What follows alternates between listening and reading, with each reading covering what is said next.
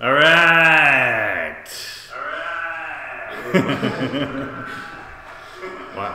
Wow, that's demonic. Oh, use the FN and then, yes. Yes, okay. It's 6 o'clock. It's Wednesday. That can mean that there's only one place to be. The Artist House Live broadcast. I'm George Howard.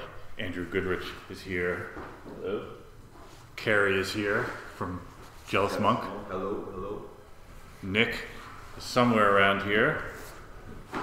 Don't see him right now, but certainly he will be here. We're going to have a performance. Jackie Gleason is here. So we're happy that you all are here. Oh, we have everybody here now. Almost. Excellent. Huh? We have almost everybody. Almost everybody. Giovanni. Hey, Giovanni. Hi, Brittany. Brittany, how are you? Part of our new promotion team. Just stop sleeping. Oh, yes, that's the help. Okay. So, very excited. Lots of stuff to talk about. We're going to have a performance coming up momentarily. The Jealous Monk.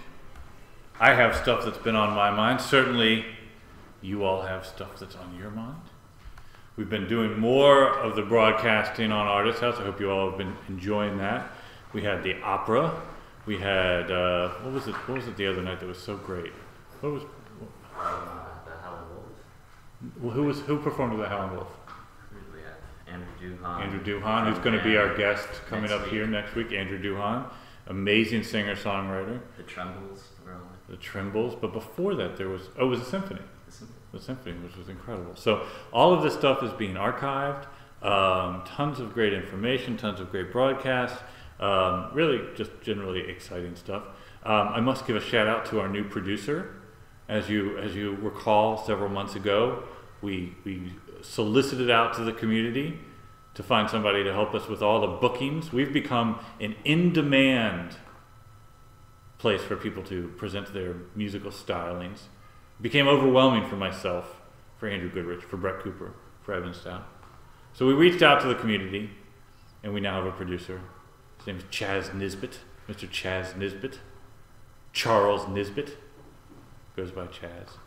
Hopefully Chaz Nisbet will be joining us at some point. But he's a behind-the-scenes kind of guy. Chuck Charles Nisbet. But we want to see more of you all. We need to see more people from the Artist House community down here. Chaz Nisbet has already helped us secure perhaps one of our favorite Artist House community members, the lovely and talented Carla Lynn Hall. Carla Lynn Hall. Chaz Nisbet working on that. I believe Chaz Nisbet is also working on securing Josh Charles from the community. And Brian from Colorado is going to be back down here next week. Brian from Colorado. He was here before. I remember. Fantastic. And we also have another artist that will be performing for us. Do we? Yes, what was that lovely young lady's name? Natalie May Palms. Chaz Nisbet hooking it up. Zach Brown. Nice master. So it's an exciting time. We're growing this thing. We're appreciative of it. I have some thoughts I would like to address. The major labels continue to plummet. Their worthlessness. Here's the deal. The web shines a bright, deep, profound light on mediocrity. If you are mediocre, the web will shine a light on you. Right? If you are doing something great, the web will shine a light on that as well. And your greatness will become more apparent even while the mediocrity runs in terror. That is the great news that we as artists, we as people that are attempting to build businesses, build sustainable careers, must take from the web. I will tell you a quick anecdote. There's an artist, his name is Jim White. He's been playing kind of a, how would you describe the musings of Jim White, Andrew Goodrich? I have not heard Jim White. Jim White is right up in your wheelhouse. Let me rephrase this. How would you describe the artistic musings of Sparkle Horse? You used an expression, I can't remember what it was, something Gothic folk? Was that your expression? Post-apocalyptic folk. Perhaps it was post-apocalyptic folk. That's good. It might have been Chaz Nisbet who said Gothic folk. In any case, Jim White, Gothic folk, very, very interesting, good performer. Been doing it for about 10 years or so. He was signed to David Byrne's label, La Waka Bop. in the maybe late 90s, early 2000s. And I, of course, became a fan because I'm into that type of thing. And I would tell people about Jim White. I would, if they happened to be in my car, I would play Jim White for them. If they were over at the house, I might play Jim White for them. If they were in the office, I would play Jim White for them. But that was really what I could do. I wasn't writing letters about Jim White. In any case, I think I may have converted a grand total of 3 or 4 people to the, as Chaz Nisbet says, gothic folk of Jim White. And then, as things happen, I sort of moved away from Jim White. I would listen to him every now and then, but I didn't think that much about it. A couple days ago, I started listening to Jim White again. I don't know why. It's one of those things. This is great. So I shot out a tweet. Loaded up Twitter, shot out a tweet. Oprah's on Twitter. Not sure if you've heard, but Oprah's on Twitter. It's fantastic. It's great news, everyone. Oprah's on Twitter. She had 100,000 followers before she even used it. It's great news. It's what we need on Twitter. Oprah. That's what Twitter was lacking. Yes. Oprah. Is Chaz Nisbet on Twitter? I believe so. I'll think it is. Get Chaz Nisbet's information. Everyone needs to follow. We need to follow Chaz Nisbet. In any case, I tweeted out this morning. I said, Jim White, and of course, I linked it to a song that people could listen to for free. This appeared because I have linked my Twitter feed to my Facebook. Both appeared on my Twitter feed and my Facebook. Throughout the day, people would be commenting on this, sending me direct messages. No fewer than 10 people DM'd me. That's Twitter speak for direct message, DM. That they had purchased a Jim White CD. So in the span of several hours, by a multiple of some large number, I had more efficacy in spreading the word than I did over the course of years prattling on about Jim White back before all this stuff. And that's really all it is. It's just a more efficient word of mouth. God only knows, once Oprah starts prattling out about stuff, the impact that she's going to have. You knew Oprah went on Twitter. Did you hear that? We've had a request to stop talking about Oprah. Thank you. Couldn't agree more. Can we talk about Ashton? You know who else is on Twitter? Ashton Kutcher. He's got billboards around. Yeah, he puts up billboards about Twitter. I resent to no end that they have turned Twitter into some sort of competition. It is antithetical to the premise of the web and everything else. We're supposed to have conversations, not competitions. Damn you, Ashton Kutcher. And your little whore Demi Moore as well. All right. So, why can't I see any of the stuff? I just see a delayed me. Yeah, thank you. Perfect. Now then, are you guys ready to make some music? Our guitar player is on Carrollton. Your guitar player's on Carrollton. He's not supposed to be on Carrollton, he's supposed to be here. I know, he's supposed to be here. This can mean one thing and one thing only. I have to keep talking without music. Yeah, you must come apologize to everyone, Nick Pino. Nick Pino, everyone, Nick Pino. Where's there? There's the camera. Yeah, it's delayed, so you'll eventually. There you are. Hello, Radioland. How are you doing? This isn't radio, Nick. I'm just kidding. How y'all doing? We waiting for a guitarist. You know how it happens sometimes. It's traffic in New Orleans, which is not very good. No watch on. You're on the radio looking for your watch. I'm on the radio looking for a watch, yeah. But I really enjoy this artist house, and I always come and tune in on Wednesdays. I always do. I'm always there with my little Nick. Yeah. I enjoy it. It's witty. It keeps me entertained. No. Your job here. You have one job here right now. And I'm sorry. To apologize that everyone has to listen to me prattle on, and rather than listen to Jealous Monk play music.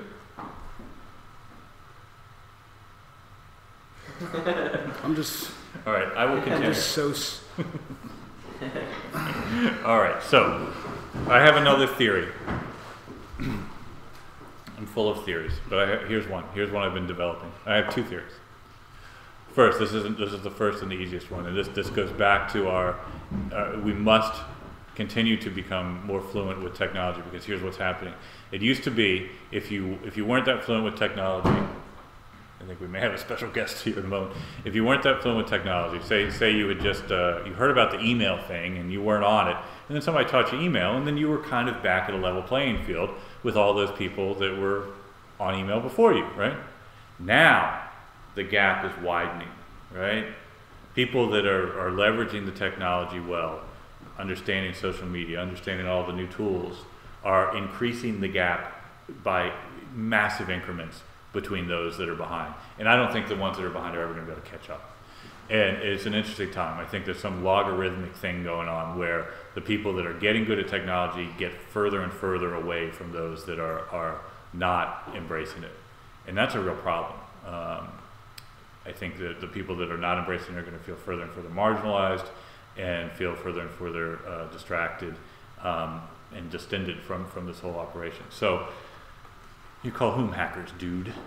The people that are interested in technology? I don't know. So that's theory number one. Theory number two.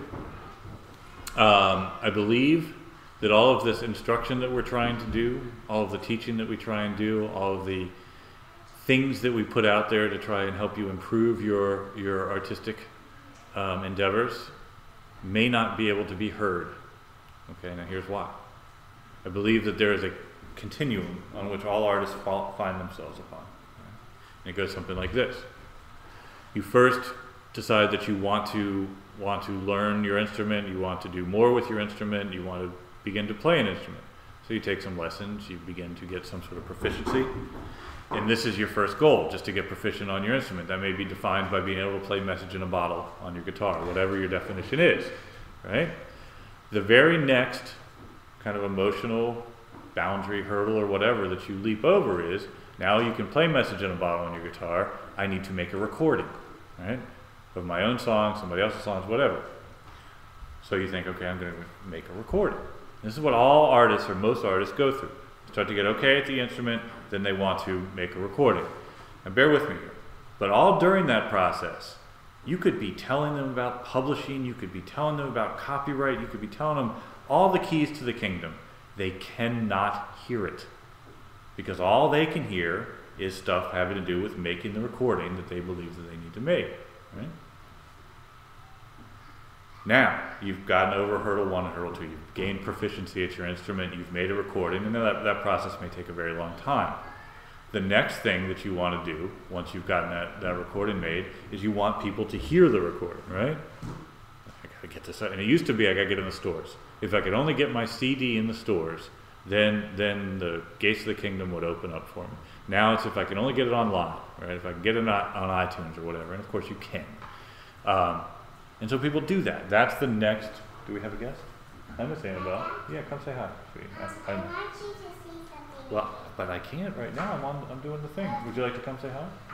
Okay. Annabelle's in full ballerina regalia. Here we go. Miss Annabelle. And it'll take a minute for you to show up there, but you will show up, and just there you are. Oh. How are you? I'm good. And what have you been doing? Dancing. Dancing, yeah, and you're doing some ballet? Yeah. All right, you gonna go back and do some more ballet? Mommy's taking the iPod, so I don't think I can do anything. Well, I bet we can figure something else out. All right, you go dance and I'll get you an iPod in there. Okay. All right. So. And then when you're done, Daddy, Yes. can you just look at me? I can't wait. So, someone may have to. Can you get out? Okay, great. So my daughter Annabelle, and she has already started to play the violin, and she's at that stage where she is trying to gain proficiency on it, and certainly at one point she will begin to want to record it.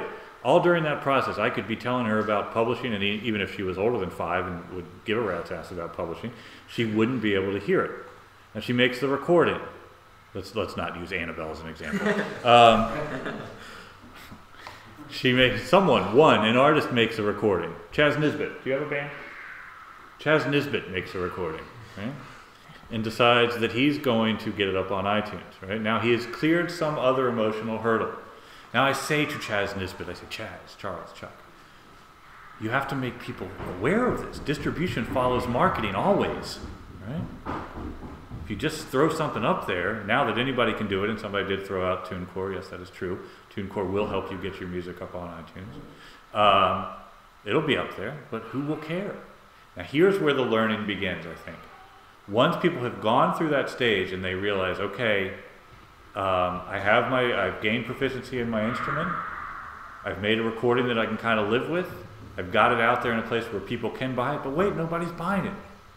Now the next stage that everybody goes through at that point is what I need, a publicist, right? Isn't that the next stage everyone says?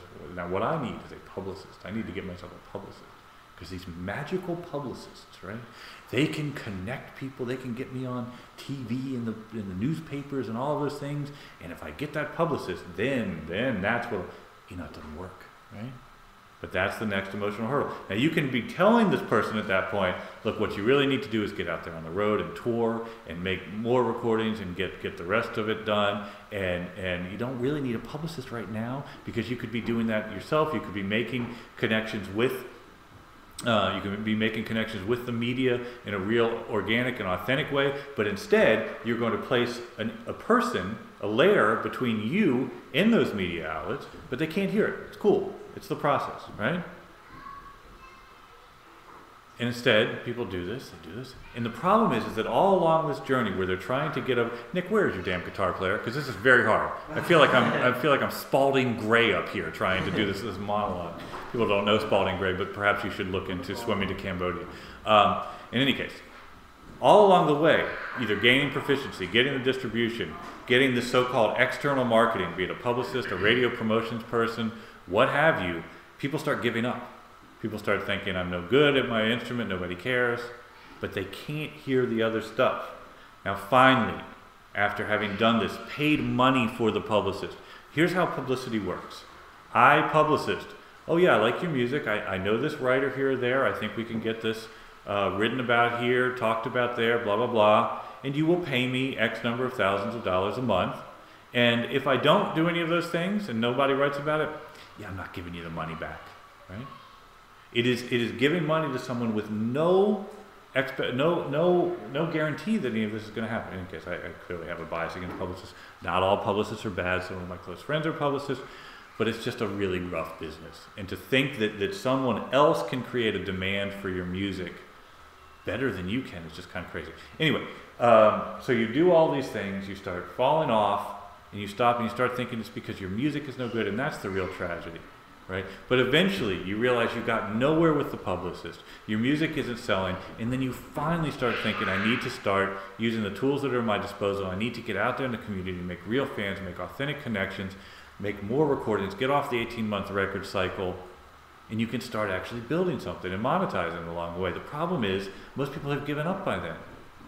And it's a real challenge. And so for me, what I wrestle with all the time is, how do we teach this? How do we, when we're trying to figure out a way to impart this information through Artist House in a meaningful way, and people just are not able to listen because they're at a different type of stage in their career, it's very, very challenging. And Andrew, do you want to weigh in on any of this? We could talk about the iPhone app. Oh. So your suggestion is to change topics. Yeah, perhaps I can segue. What's that? Perhaps I can segue to the iPhone app. We could segue. You don't have strong feelings on this? No. Do you think I'm wrong? Do you think I'm wrong about people being... Come over here so people can see. Andrew Goodrich, ladies and gentlemen. Chaz, but you stay where you are. I don't know if I can even get on here. There you go. Alright. Andrew Goodrich. While we wait for Nick Pino's guitar player. He's still in traffic. I have a guitar. Okay. Well, I'm not a guitar player, but I'll play. I am. Okay. You know the chords? No, but I can play it. Yeah, right. By the way, everybody, we have almost 10,000 Twitter followers. Oh, look at Andrew Goodrich. Now would be a good time for everybody to shout out their... shout out your Twitter names and start following each other, because... Exactly. You are in addition to managing and the voice of the... I'm wrong about the post. Excellent. I love the disagreement. So, D-Bag. I am wrong about the publicist thing. They can be great. Just know who you're dealing with. Couldn't agree more, D-Bag. Publicists can be great. Know who you're dealing with. But I would love to hear the amount of people that have had good experiences with publicists, real actual good experiences with publicists that have actually truly benefited their career in some meaningful way, versus the amount of people that have paid their money to a publicist and gotten nothing or little to show for it. That's all I'm saying. I'm not saying that all publicists are bad. I'm not saying that publicity is bad, right? I ran a label where if we hadn't had publicity and great publicists, we wouldn't have sold a damn record, because we sure as hell weren't getting radio, right? and it was pre all the social media stuff. So D-Bag, I agree with you. But again, as is so often the case in these types of conversations, I take somewhat of an extreme position to make a point. I'm not saying that all publicists are bad, but I do throw that challenge out there to anyone. Give me some examples of people that have had good experiences of publishing. What do you do if you happen to start getting a lot of attention? Like somebody was just DMing us earlier. He has written some song about the economic crisis, and it has been one of those viral videos on YouTube. It's been on the news. They play the video, they play the song, it's on the radio. He's getting calls for interviews. He has no idea what to do because he's just a dude. Well, we're all just dudettes. So what does he do? That's a novelty situation, right? Which is hard to maintain, because unless he can continue to, he's captured the zeitgeist, right? He's written a song about something that the news wants to use. He can use it hopefully as some sort of a platform to say, okay, now people are actually going to listen to me, come to my website, and guess what? I do more than just write about the novelty of the economic crisis. Here are some of my other songs. He should capture email addresses. He should put it up, give it away for free, frankly, and in exchange get email addresses for it.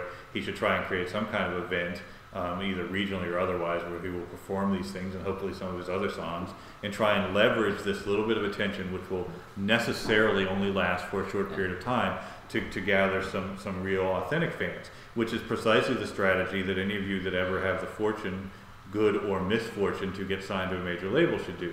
Leverage the attention that will necessarily be short-lived, and so that when you are back to doing it yourself or with your team, you will have gained something from it. So this guy should look at it as, hey, this is great. I've got a lot of attention right now. I'm going to capture the email addresses. I'm going to build my Twitter following, and understanding that maybe only 1, 2, 3% of those people are actually going to be meaningful fans. Should he hire anybody to try to handle all the attention? No, he should do it himself, absolutely. This whole idea of hiring people to do the shit that you should be doing yourself, I don't get that. I don't get that. Here we go. Can you give us 5 new platforms to be your own publicist? Things that might be cutting edge. Well, I mean, to be your own publicist, you have to define your goals. What you really want to do with publicity is what you're really talking about is trying to get your music written about somewhere, right? I guess that's what we're talking about. And publicists also will book you on NPR or Fresh Air or something like that, or some TV show. But for most of us, it's about getting something written about. So what you want to avoid is kind of random acts of improvement, where getting a review in Rolling Stone is frankly quite meaningless unless there's other things going on with it. If you are an artist based in Tampa, Florida, which is where Chaz Nisbet is from, and you get a review in the Arkansas Daily, I don't know what that means, right? And yet publicists are constantly trying to justify their existence by sending you an email saying, well, we've got a review in the Arkansas Daily. Great. So, I mean, if you need to think about your plan, and if you're in Tampa, Florida, you need to identify the media outlets that actually might have some beneficial effect to your music, right? Mm-hmm. And the only way that that's going to happen is if you get out there and play some gigs, right? And then connect those with the media. So how do you do that? You invite the media people down to your gigs. Will they come the first time you invite them? Of course not. Will they come the third time after you've started to build a little bit of a following organically, naturally? Yeah, you'd be surprised. And then they'll start writing about it. And then the next time you get to Oklahoma or wherever, you do the same thing there and build it there. And you use all the tools. I mean, all these writers have blogs. All of them are on Twitter at this point. They're much more accessible to get to now than ever before. So music people make music people love. That's exactly right. Journalists are people too, and they got into the business because they love music, and they want to write about great music. But what they don't want is some shill telling them what great music is, and this is the problem with publicists a lot of the time. They're your fan as long as you're paying them. And the moment you stop paying them, suddenly they stop being your fan, right? So, would suggest that artists learn how to manage message, which suggests using, there's a pitchengine.com. You do events, something actionable. Actionable is the right word. You've got to give some people something actionable to follow up on. You've got to find a way to make the media hits that you get connect to something else, or else all you're doing is stroking your ego. And this goes back to my little artistic journey kind of philosophy, not the band journey, where you artists really, really desperately want to see their music written about, and I get that profoundly. You've created this music. You want people to write about it. You want to read about it. You want to send it to mom or your girlfriend or boyfriend. You've got to make it easy for people to write about too. I mean, you have to have some kind of story. And it doesn't have to be, a gimmick. No, that's really well said. No, and so if your story is, hey, we've got a new CD, it's really good. That's right. There's nothing there. This doesn't mean that, as Andrew says, you don't have to come up with some gimmick, but you have to build the story. And often the story is, hey, there's this band that's playing house parties, that's making really great music, and people seem to be digging. And the press will start to pick up on that. They love that. They love feeling as if they've discovered kind of the next thing. But it happens at a local level first. And as international as things have become with the internet, you still have to build your kind of a little anchor places in a regional place, and then spread off from that. Because if you try and take on the whole universe of the internet, it ain't gonna work. No, we haven't played yet. Foots with lots of O's. We are waiting for Nick's guitar player. We could just do it. He's pretty far back in traffic, so we might as well just do you have an acoustic guitar, George? I do, sure. You're welcome to my acoustic guitar. Now, are you sure you want to do this? Oh yeah. Okay. Andrew's going to talk while I get the acoustic guitar. Keep talking. Do you want to talk about Jealous Monk for a little while? Yeah, there we go. You can join us. All right, everybody. Here is Nick Pino again from Jealous Monk. How y'all doing? Gary, right? Yes, sir. New Orleans-based band here. Why don't you tell a little bit about the band? Well, we do New Orleans funk mixed with hip hop, and we do it live. You know what I'm saying? We always have a live band. We try to do something different this time, and we try to do a little bit more intimate for the situation, and it's gonna get real intimate in just about a second.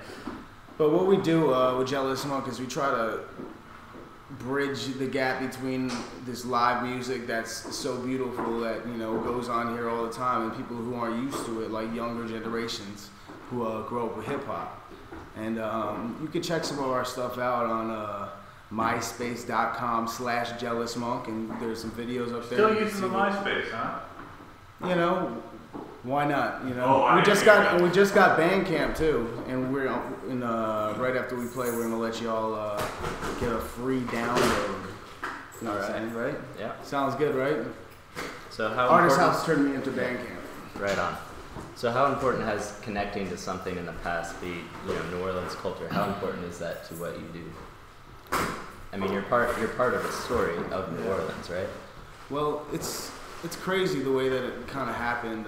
I moved here to go to Loyola, a couple years ago, and I just got immersed in the music culture so much that it was it's amazing that these musicians that are really heavy hitters, have been doing it for years and years, like invited me on to play with them.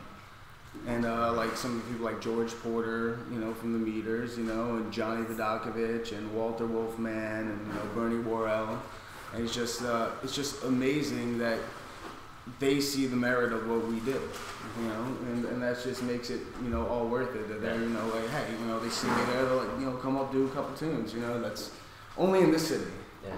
So how are you going to leverage that? You said you haven't really toured outside of New Orleans that much yet, but you're at the place where you're about ready to. Yeah, we're about to drop our first album, and it's been a long time coming, and I've just been working real hard on it, and we've been playing a lot of shows around here, and you can check out some of that footage on our YouTube.com/JealousMonkNola, and we just try to hone the craft as much as we can. And it happens like we play a lot of shows because we're used to improvising it. We do a lot of improv, and that's why our guitar players still being stuck in traffic. You know what I'm saying? Like we just kind of improvs his driving. He improvs his directions. That's what it does. Yeah. I think today I'm going to try it this way and see how this works for me. Yeah. So how can you use the New Orleans story though when you go to these new cities? Because there's a lot of people that know New Orleans and love New Orleans, and they want to support us from those places. So you being from New Orleans and carrying on some of the traditions down here, isn't that important? Oh, it's real important. There's especially for the city here, they don't nurture the music enough. You know what I'm saying? They don't. This music scene that's been like kind of like the funk thing that's been going on. It's been going on since 50s 50s, 60s, 70s, you know what I'm saying? And a lot of the younger generations aren't as interested in it, or they just haven't, you know, experienced the right stuff, you know what I'm saying? And, you know, it closes their minds, especially from like even inside the city, around the city, you know what I'm saying? So Right. they just don't, you know they just don't know So about you're it. trying to make it relevant. Yeah, we make, you Right. know, we're a gateway to, you know, like the other stuff, you know what I'm saying? Like the stuff that we are inspired by. Right. That's awesome. You know, just throwing it back, because it's just amazing, the city. The city is so beautiful. I can't think of living anywhere else just because of this music. Do you want to show us some How music? you doing? Cool, man. You said it all. Okay, yeah, let's we're gonna do a little improv tune, right? Ballad to you.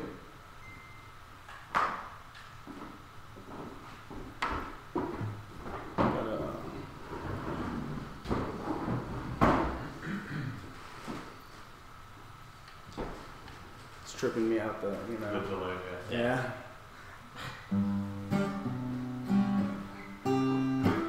This is my ballad to you, you, you, you, you, you, you, you, you. This is my ballad to. This is my ballad to you, you, you. This is my ballad to you, you, you, you, you, you, you.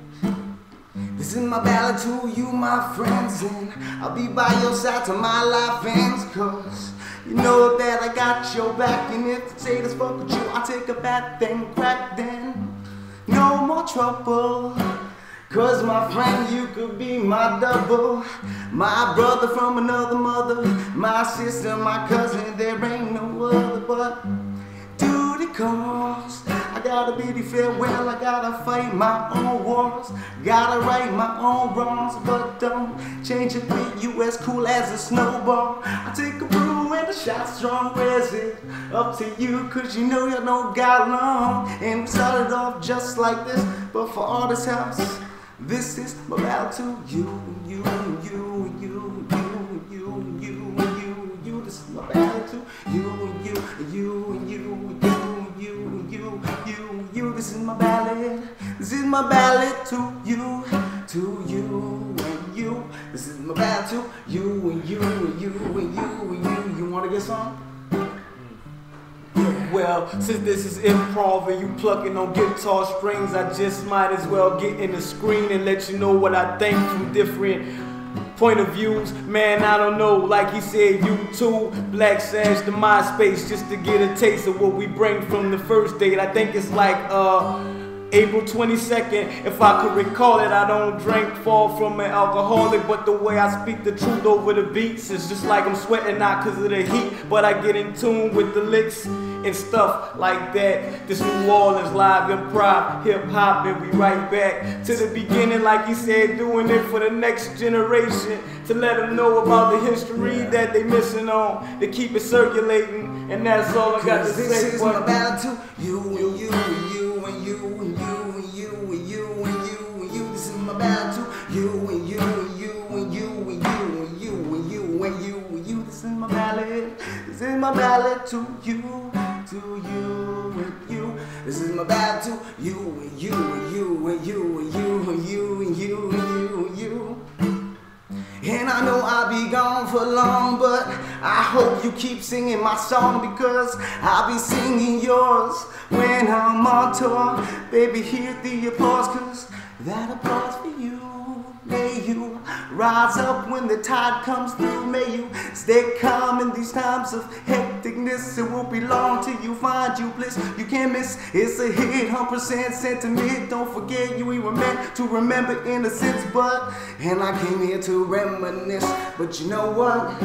This is my ballad to you, you, you, you, you, you, you, you. This is my ballad to you, you, you, and you, you, you, you, you. This is my ballad. This is my ballad to you, and you.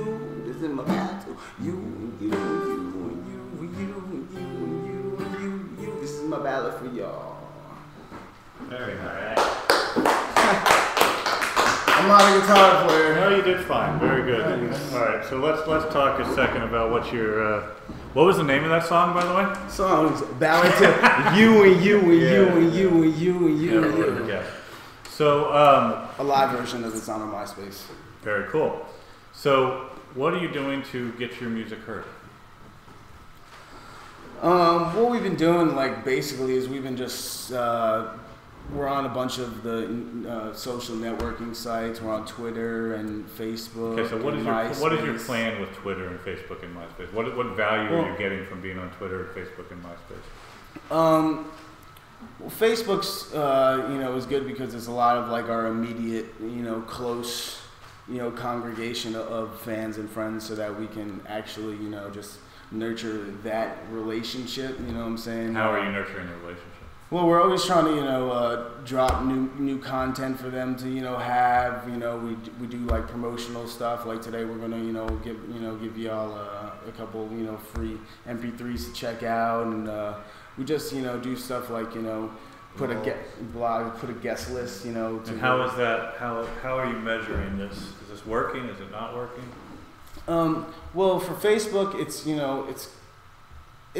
good, you know what I'm saying? Like, we've been doing it a lot, and we've had people, like, come up to us at our shows and be like, I caught you on Twitter, you know what I'm saying? But it's, Twitter is very, very, it's not as much as Facebook, you know what I'm saying? Because we have a lot of friends who, send our stuff out to other people and, try to, introduce us. And Just I think it's trouble good. Understanding kind of what your plan. And I see so many people, jumping onto these things, Oprah, whoever, and with no real concept of why.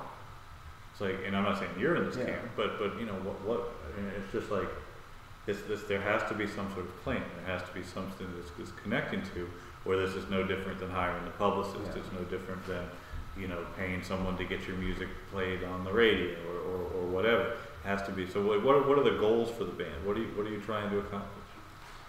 We want to become a touring band. People were digging the music, man. I mean, people are sitting here saying this is great. It reminds me of Sublime that sold 5 million records. I mean, you certainly have the talent. You're doing something interesting. You just did an improv at a time when I think most people just wouldn't have even bothered, and I appreciate that. When your guitar player doesn't show up, I don't appreciate that. I don't appreciate that either. But the fact that you're able to do something is great. But I worry. Not with you all specifically, but people with the talent to just say, okay, so what's where are we going with this? And I think if people aren't asking those types of questions, then, and that's cool. You don't have to ask those questions if you want to just kind of make music and keep music fun and a hobby. But I sense that that's not what your goal is. So is the goal to get signed? Is the goal to make this a self-sustaining enterprise? Is it a self-sustaining enterprise? With, okay. We're getting a lot of support in New Orleans. Good. Now. Now it's it's starting to snowball, and we're we just haven't had like any product to really send them to or give them because we've been still working on this album and stuff, and we're trying to get our merch straight right now, and it's just been tough to nurture it without having something that we can You need a social object, as I call it. You need a CD. Yes, you need something to give people to stick in front of these communities and get them talking about it. Yeah. And so do you have that? Do you have a CD? Do you have something that people can... Where are you in that stage? We just ordered them. Oh, okay, great. So you've actually recorded the record? Oh, yeah, we recorded the record. It's done. Great. All the artwork is done, and you can catch it at... let me see. Let's do this right now. It's at... I'm just going to paste it in the...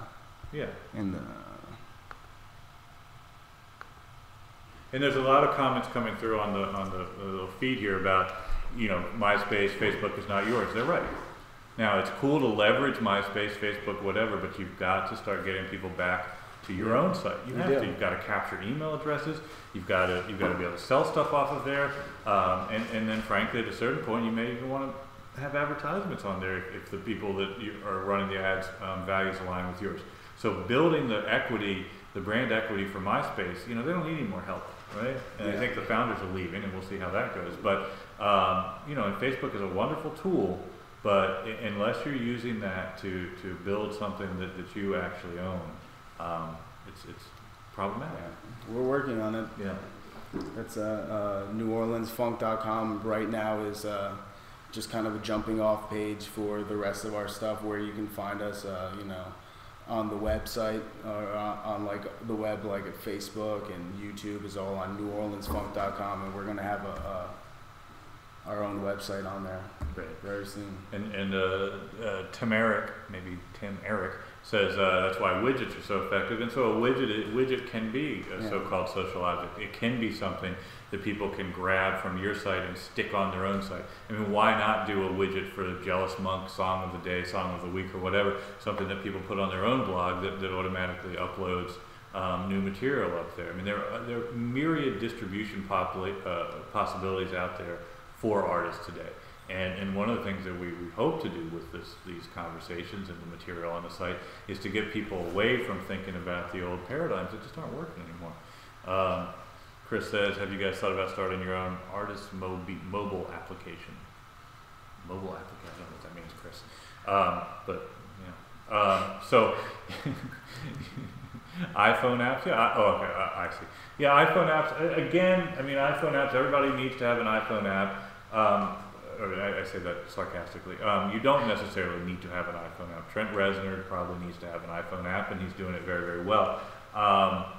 I think that a lot of people download iPhone apps and fool with them for about 35 seconds and then never open them again. So if you're going to do an iPhone app, great. It better be a really great iPhone app. It better be something that adds some value to your fans' lives every day, and it's something that you consistently update, or else it's just going to be another one of the countless apps that people don't open. But it's not necessarily a bad idea. It's more how you do it, and that's true of Twitter. It's true of Facebook. It's true of blogs. It's true of CDs. It's true of everything. None of these things are necessarily bad. All that said, don't forget to focus on the music and not get lost in social networking. From your lips to God's ears, renegade producer. That's exactly right. All of this has to be about the music first and using these tools to get the music out there. Now the problem is, if you wait around and try and paint your masterpiece before you start letting people hear it, that's a real problem. I was fortunate enough to have dinner with Wayne Kramer last night, and we were talking, and he said, you know what I tell artists and bands? I say, and the only reason I drop that name is because he's the real deal. I say, make a record and get out there and play and get it up on the site and do all the social networking, and then make another record, and then in between put out some more songs, and then make another record. And after about 3 or 4 of those, look back and see where you are. And some things have happened. If you wait around to kind of craft that perfect record and not do the other things, that's a mistake too. Yeah. We've been, I do a lot of the business for the band, and it's hard, like it is trying hard. to do. Nobody said this was easy. Hats. Oh, I'm not. I know that. You are a man of many hats, literally. Yes. And I know it's tempting to kind of turn this over to somebody else, and you do and can build a team around you. I'm not for 1 minute saying that you have to do everything yourself. I have a bias against people that promise stuff and then can't deliver on it, and I see too much of that in the music business. But there are people out there, publicists and others, that will deliver. I'd rather you find people that are deeply passionate about what you're doing and can add value and become part of your team. Here's a question here: what does everybody stand on whether or not to give the music away? Well, that's a great question, and that's one of the important questions. One of the things we wrestle with constantly. You got to give some of it away, but I think there always has to be some sort of transactional element to it. So give something away, but make sure you at least capture an email address out of it. Give something away with a mandate or a request that people burn it and then pass it on to others that might like it. It just giving it away and not having it connect to some other bigger picture is yet another kind of random act of improvement that doesn't add value. Play live, sell your merch, D-bag right on. I think that summarizes a lot, because if you do that, then the publicity starts to happen. Then the other opportunities start to happen. Then music supervisors start coming out, and you find your music in some movie or TV show or whatever. And even if you don't get paid a whole lot for that, it gets broadcast on TV, and then you got performance royalties coming in. So Last FM, all of these things that Skunk Ronk is talking about is absolutely right. I mean, why would you not have your music on Last FM? Why would you not have your music on Pandora? But again, in a vacuum, it doesn't do anything. And that's one of the big issues that we have as artists today is filtering out, what is actually a good idea, and that's why you got to have a plan. Trouble with Web 2.0 music is it all on demand? Majors still create demand? Maybe. Depends. For certain artists they do, I guess. I don't know that I agree with that. Most artists on majors, they create zero demand for it. So few records ever sell more than 1,000 copies on majors or otherwise. And they put out so many records, so they're doing a crappy job of creating demand. A major is only going to, a smart major is only going to sign a band that's already created demand on their own. Majors and other labels do not like starting from zero. They do it occasionally, but the smart A&R people are going to find bands that have already figured out a way to create a demand, and then yes, they can accelerate it.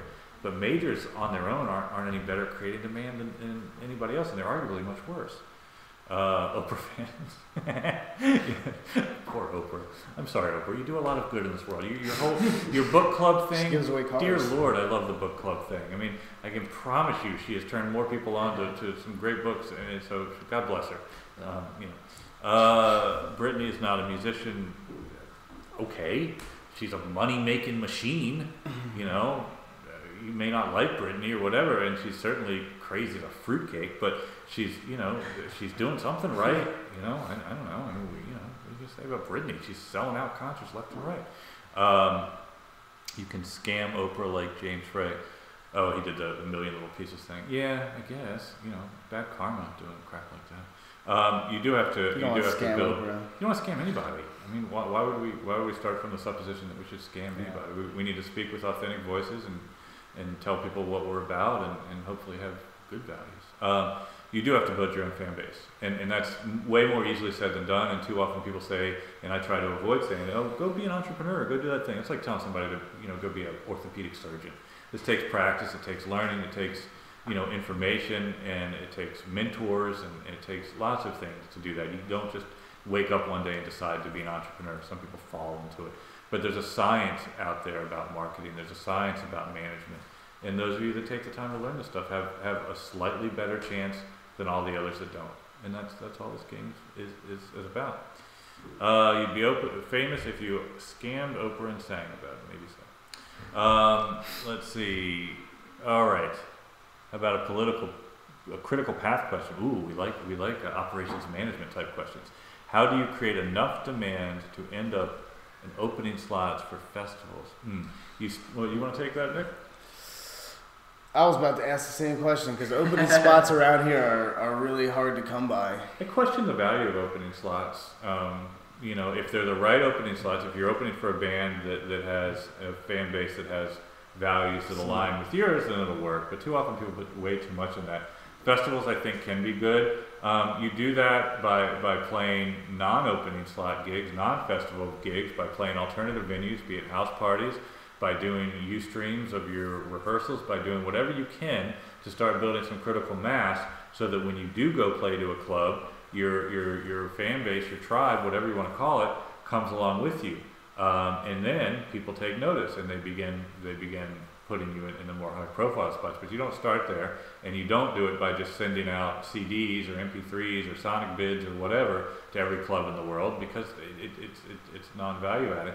It's about building something and finding communities of interest, of shared interests, and getting your music in front of them. And that can be at your own house, it can be at a coffee house, it can be at a restaurant, it could be at a bookstore, it could be at a science club. You got to find places where people are predisposed to like this stuff and put it in front of them. And if there's no place where people are predisposed to like your music, then that may be a problem. And if you have trouble attracting and retaining fans, there may be a problem with your music.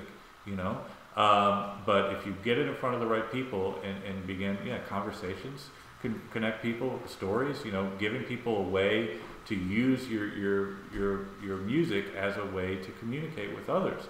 I used to call them cocktail party records.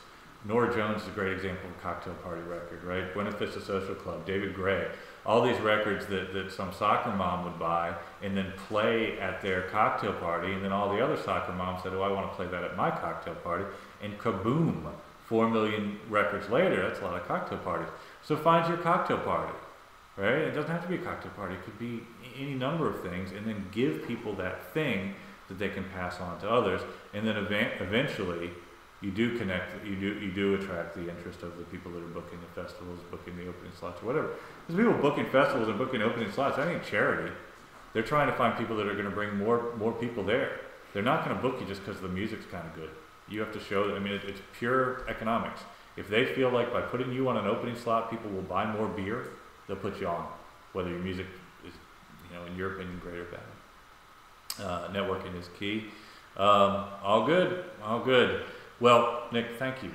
Thank you for doing this. Thank you for. Sorry about all this. You made it work. You made it work, and I think we had a good time. People liked it. This is always enlightening. Yeah, so thank you guys for doing this, and hopefully sometime your guitar player will show up, and maybe we can have you guys on again. I wouldn't hold your breath.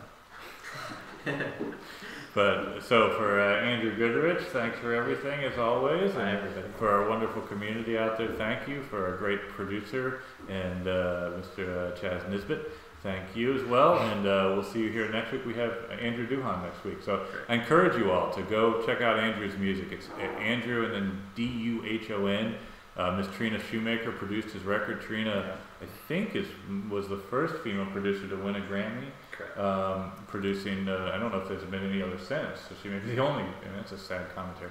In any case, she's a wonderful producer. She's produced the Sheryl Crow records, among many others, and she produced Andrew's record. So please do check him out. He's really great. He'll be joining us next week. Until then, keep shooting us questions, keep building the community, keep finding ways to get your music out in front of people who care, even if it's a few small people, and then giving them ways to spread that music. And use the social media to do that as well. But realize it's a combination of those two things. It's a straddle of the offline and the online world. And one without the other doesn't do you much good. So have a great week. See you next time.